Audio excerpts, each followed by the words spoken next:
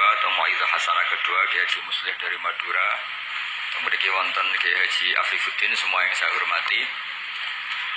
Niki saya hadir perjalanan terpanjang karena 1 tahun. Jadi saya dari rumah 2020 sampai sini 2021. Jadi ini perjalanan yang ekstra. Ini bentuk permintaan maaf saya karena kemarin saya datang tapi sudah selesai Gus. Utang katanya. Ternyata Gus Azaim tidak legowo memaafkan, dia itu ngutang katanya karena saya kemarin datang tapi terlambat terus dibajak disuruh ngajar Ma'had Ali. Tak pikir itu sudah bayar, ternyata masih diutangkan. Nah ini sudah selesai, berarti saya sudah jadi orang baik lah kira-kira gitu sudah. Jadi sudah bayar utang gitu. Saya mau cerita sebentar tentang khol.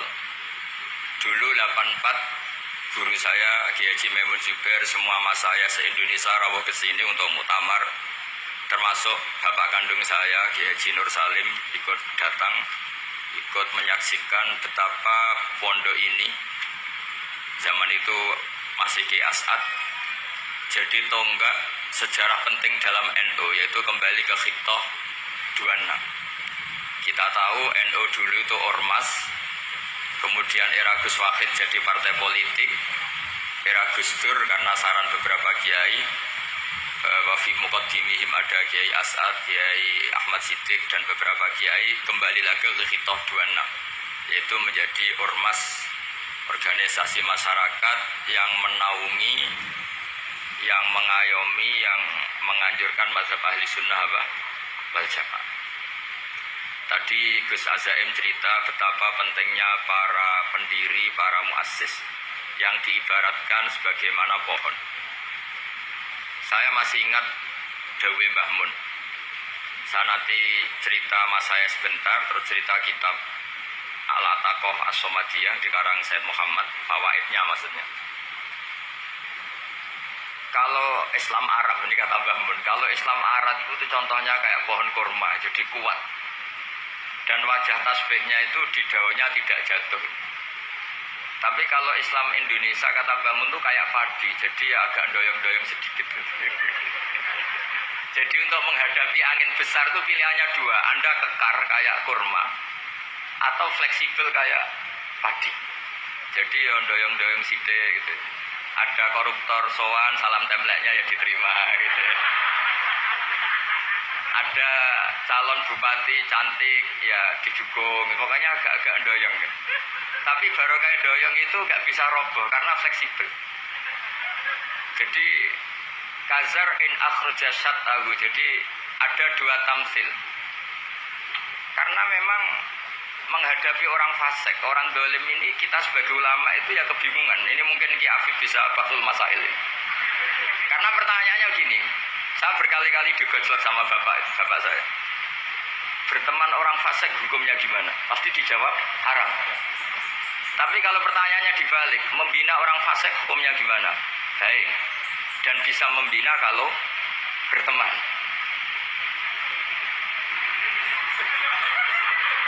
Makanya Gus Azaim pernah bikin seni, muktamar seni. Anggap saja madhabnya seperti itu. Jadi ya agak doyong-doyong sedikit. Masa ketop berteman orang yang macam-macam. Tapi itu fleksibel. Nyatanya tetap soleh sampai sekarang gitu. Itu berarti itu ya gitu kata Mbah Mun itu. Jadi untuk menahan angin yang besar pilihannya hanya dua. Anda kokoh kayak pohon kurma atau fleksibel kayak padi. Nah, Islam Indonesia kata Mbah Mun itu pari wae katanya, padi. Jadi ungkapan-ungkapan para masyayikh ini penting karena khazanah yang saya baca. Saya berkali-kali cerita ini dalam kitab Khilyatul Auliya. Itu Abu Nu'aim Al-Asfihani cerita tentang riwayat Sufyan bin Uyainah, ini gurunya Imam Syafi'i. Itu setiap kali Nabi Isa dan Yahya, ini dua nabi yang sekurun, sama-sama masih muda. Nabi Yahya itu senengannya dolan ke orang-orang soleh, menyambangi orang-orang soleh. Tentu itu bagus. Tapi kalau Nabi Isa ini suka menyambangi orang-orang yang fasik, orang-orang yang gak jelas. Ketika dua beliau ini ketemu, Tentu yang perlu jawaban Nabi Isa karena kontroversi berteman sama orang-orang yang nggak jelas. Kata beliau, innama ana tabibun udawil mardo. Seorang kiai, seorang nabi, orang yang baik itu ibarat dokter. Di mana-mana dokter itu ngobati orang yang apa? Sakit. Kalau Anda dokter dan peneliti satu penyakit, pasti cari daerah yang banyak pandeminya. Masa neliti pandemi di orang-orang yang apa? Sehat. Jadi ini juga perlu dibasul masail kasih. Karena tadi dibolak-balik itu. Bina orang berteman orang fasik hukumnya haram karena wa in kana dasarin fajanibhu suratan. Tapi kalau bina orang fasik hukumnya baik. Bisa bina kalau berteman. Jadi fikih itu ya karena dibolak-balik. Makanya sholat juga gitu. Sholat yang tumak nina yang lama itu ya bagus. Masa jagongan mbek pangeran gak asik. Jagongan sama teman aja asik, masa jagongan sama pangeran tidak apa? Asik. Tapi kalau Ibnu Abbas sholat tuh cepat. Ketika ditanya, kenapa kalau Anda sholat cepat? Setan baru tata-tata mau goda, saya sudah selesai. Kata. Karena setan itu ya jaga jaim tuh, jaga image. Jadi kalau mau goda orang itu ya surinan dulu, macak-macak dulu. Ternyata mau ke situ sholatnya sudah selesai. Lah kebetulan mazhab saya itu yang kedua itu gitu.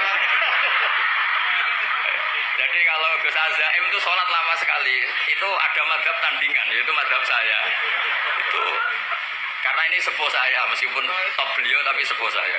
Saya sudah 50, beliau baru 40. Ini berarti baru memulai kiai. Kalau pakai umur nubuah ini baru memulai. Jadi mazhab itu penting. Jadi pembanding itu harus diutarakan. Sehingga dalam fikih manapun itu sebuah madhab itu harus diuji itu lewat pembanding. Dulu itu setiap debat fikih antar ulama itu mesti nggak ada yang menang. Misalnya saya kiai kelihatan miskin itu ya baik supaya santri-santri yang miskin itu punya teman gitu. Karena rata-rata santri itu miskin. Nah, dikancani kiai kan seneng gitu. Tapi problemnya kiai yang miskin itu ya nggak bisa nolong santri karena dia sendiri apa miskin itu. Makanya dulu Imam Syafi'i itu pengagum orang miskin. Setelah ngaji Imam Malik tanya, ya Imam Malik orang yang sealim jenengan itu siapa? Jawabnya Imam Malik lucu. Dulu Abu Hanifah, sekarang orangnya sudah meninggal ya. Ilmunya dititipkan atau diwaris oleh Muhammad bin Hasan Asy-Syaibani. Akhirnya Imam Syafi'i dibiayai Imam Malik ke Irak. Imam Syafi'i miskin, bisanya ke sana dibiayai Imam Malik. Itu seperti Abu Yasin Muhammad masyhur, ini murid beliau. Kalau ada santri boyong kan mesti apa? Disangoni. Ketika datang ke Irak, Muhammad bin Hasan Asy-Syaibani itu nata uang, nata emas itu di ruang tamu. Jadi ngitung uang itu di ruang tamu.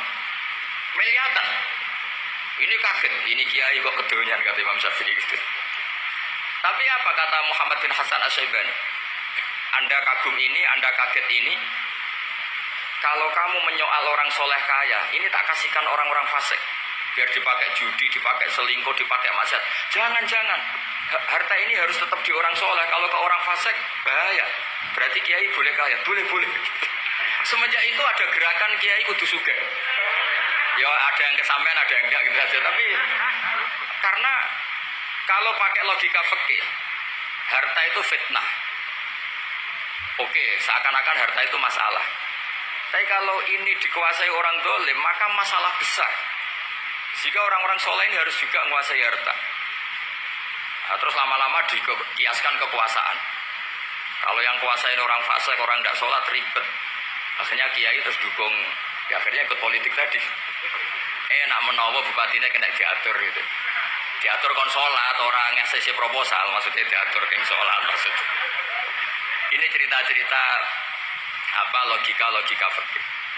Makanya saya sering ngaji kitab-kitab itu, diantara yang saya suka adalah ada dialog besar yang terjadi di antara orang-orang pilihan, termasuk bahkan di antara para nabi dan Tuhan. Jadi unik, Allah sendiri kadang mengajari kecerdasan para nabi itu ya lewat dialog. Masyhur itu, Nabi Ibrahim itu punya ruang khusus untuk sholat dan tidak boleh siapapun masuk situ. Tahu-tahu ada yang sudah di situ. Beliau membuka, kaget. Siapa memberi izin ke kamu yang punya rumah ini?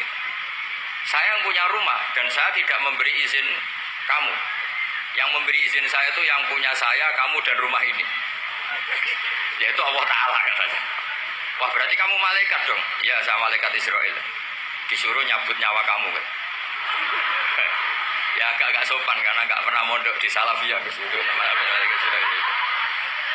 Itu akhirnya Nabi Ibrahim bilang, wah itu keliru, Anda pasti keliru. Hal ra'aita habiban yumitu habibah, hal ra'aita khalilan yumitu khalilah. Saya ini Khalilur Rahman, saya ini kekasih Allah. Masa ada kekasih bunuh yang dikasih? Itu Israel akhirnya ngaji, masuk akal juga. Ternyata perintah ini mungkin hoax ya, pokoknya dia terus mikir akhirnya. Iya ya, masa ini kekasih Allah kemudian oleh Allah dibunuh, dimatikan. Terbanglah Israel, matur lagi, ya Allah, kata Ibrahim, hal ra'aita khalilan yumitu khalilah. Masa kekasih bunuh yang dia apa? Kasih. Kayaknya masuk akal Gusti. Mulai ngaji lah kira-kira gitu malaikat itu. Akhirnya oleh Allah dijawab, ya sudah begini, kamu datang ke Ibrahim bilang, hal ra'aita habiban yakrahu ayyalqa habibah. Masa kekasih tidak siap ketemu yang dikasih? Nah, jadi akhirnya Nabi Ibrahim, Israel datang lagi. Logikanya sekarang enggak gitu, begini katanya diajarin.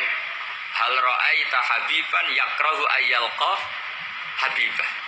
Masa kekasih tidak siap ketemu yang dikasih? Kata Ibrahim, oke, ya, terus mau meninggal.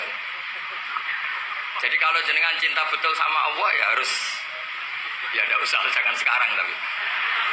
Kalau mati di rumah aja, kalau di pondok repotnya kiainya nanti. Tapi nanti setelah punya cucu banyak lah.